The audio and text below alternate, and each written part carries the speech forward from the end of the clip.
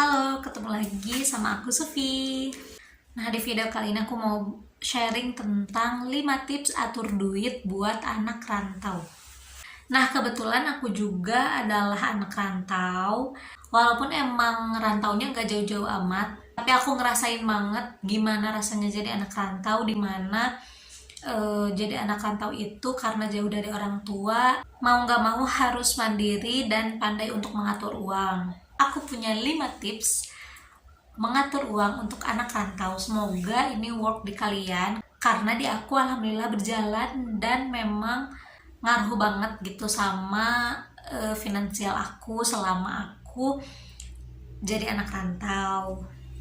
Nah, sedikit cerita dulu, aku ini jadi ngerantau itu udah sekitar 8 tahun, karena 6 tahunnya SMP dan SMA aku mondok. Walaupun emang deket sih pesantrennya, tapi kan tetap aja ngerantau. Ya kalau mondok mah paling nggak ini ya, nggak dihitung ngerantau, tapi katakan kita jauh dari orang tua. Nah, di pondok itu kan pasti dijenguknya jarang, tapi aku mah sering sih.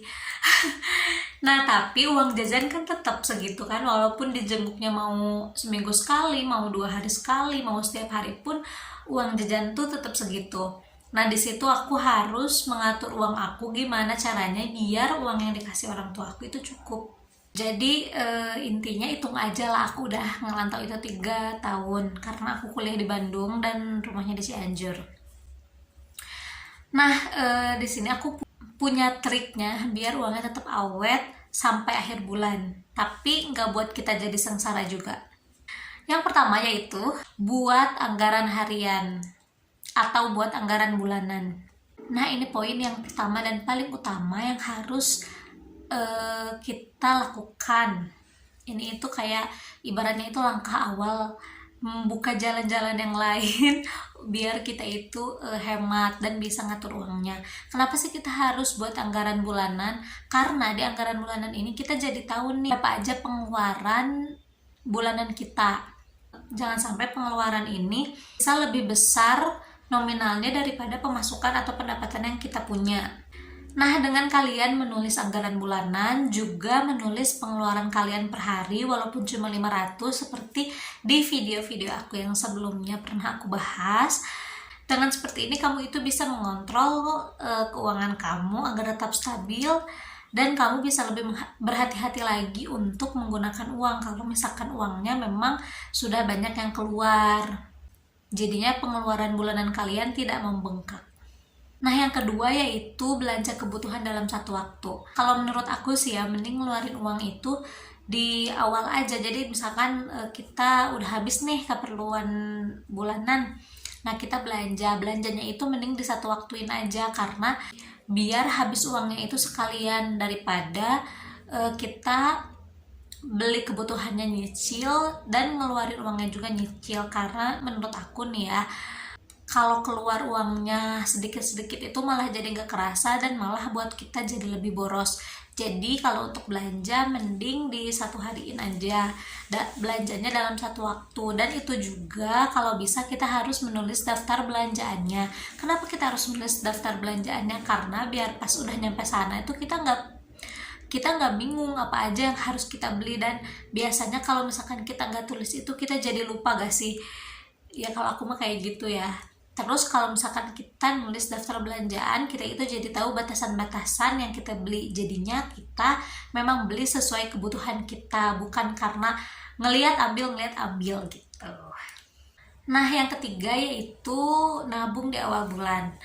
Seperti di video budget bulanan aku itu udah nganggarin nabung per bulannya 150.000 dan uangnya memang sudah aku pisahin ke tabungan, gak aku simpen lagi. Kenapa sih harus di awal bulan? Karena di awal bulan itu kita selalu merasa punya banyak uang, selalu merasa uangnya masih banyak. Jadi sebisa mungkin usahakan untuk menyisihkan uang setelah kita mendapat kiriman uang dari orang tua atau setelah kita mendapatkan gaji. Dan gak ada alasan lagi untuk gak nabung di bulan itu. Nabung itu kan emang perlu ya. Jadi kalau misalkan kita udah misahin uang tabungan, kita jadi punya uang sisanya itu ya terserah gitu untuk kebutuhan kita yang lain, bukan untuk nabung lagi gitu. Yang keempat yaitu hargai uang receh. Aku juga memang kurang suka sama uang receh karena mungkin kurang praktis kalau disimpan di dompet. Tapi uang receh itu tetaplah uang yang mempunyai nilai tukar. Jadi daripada uangnya berceceran di mana-mana dan akhirnya nggak kita pakai, mending kita kumpulin aja uangnya. Karena si uang receh ini bisa menjadi penolong kita di akhir bulan saat kita lagi nggak punya uang. Bener deh, kalau misalkan kita punya kembalian nih uang receh, kalau misalkan emang kita nggak mau pakai atau kita bisa langsung tabungin aja, nanti dibukanya di akhir bulan kalau misalkan kita emang udah nggak punya uang lagi. Atau kalian kalau punya dompet yang khusus koin, itu bisa dipakai, lumayan kan buat ongkos. Yang terakhir itu manfaatkan promo. Kayaknya kalau ini nggak usah dikasih tahu lagi sih ya. Anak rantau ini memang identik sama hidup hemat, dimana pasti kayaknya nggak anak rantau aja yang selalu serbu promo dan serbu diskon. Tapi memang promo ini bisa membantu kita dalam lebih menghemat pengeluaran kita. Tapi tetap ya, kita harus memanfaatkan promo itu dengan bijak. Gunakan aja dengan sebutuhnya. Jangan sampai kayak mumpung lagi promo nih aku mau beli aja, padahal si stoknya itu kita masih punya gitu. Biasanya yang nyediain promo itu di supermarket kecil setiap weekend ya, setiap Sabtu Minggu biasanya suka ada promo. Terus sekarang kan banyak ya marketplace yang nyediain voucher diskon, voucher cashback, voucher gratis ongkir, mana lagi belanjanya juga enak gitu, tinggal pencet check out, tapi ya memang harus ada uangnya. Nah itu bisa juga menjadi alternatif kita buat belanja kalau misalkan kita mau punya promo. Menurut aku memang di marketplace itu keuntungannya lebih banyak karena yang pertama banyak voucher, yang kedua kita juga nggak perlu pergi keluar kan untuk belinya. Ya pokoknya atur-atur aja gimana enaknya untuk belanja. Yang penting yang harus kita ingat itu adalah kita harus tetap bijak dalam menggunakan uangnya. Jangan mentang-mentang kita masih banyak uang terus uangnya kita pakai buat main. Jangan lupa buat nabung, dan juga yang terpenting itu sedekah, karena dengan sedekah itu kayak investasi kita gitu. Memang sih kita nggak langsung ngerasain feedback dari sedekah itu apa, tapi ada aja keajaiban atau ada aja malaikat-malaikat yang nolong kita di saat kita memang lagi butuh banget gitu.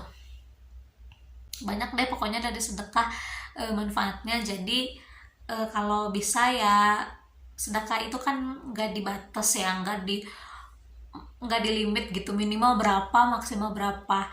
Jadi itu mah terserah kita, yang penting kita ikhlas. Dan kalau misalkan kita memang punya rezeki lebih, mendingan disedekahin dan jangan lupa juga ditabungin. Nah itu dia 5 tips cara atur duit buat anak rantau. Semoga bermanfaat dan kalau bisa terapin di kehidupan kalian ya. Semoga cara ini memang bisa membuat kalian hemat, dan yang masih belum hemat juga semoga kebantu sama video ini. Oke, cukup sekian video dari aku. Seperti biasa, untuk segala saran bisa di drop di kolom komentar. Jangan lupa untuk like video ini, subscribe, dan tonton semua video-video aku di channel ini ya kalau misalkan kalian bermanfaat. See you di video selanjutnya.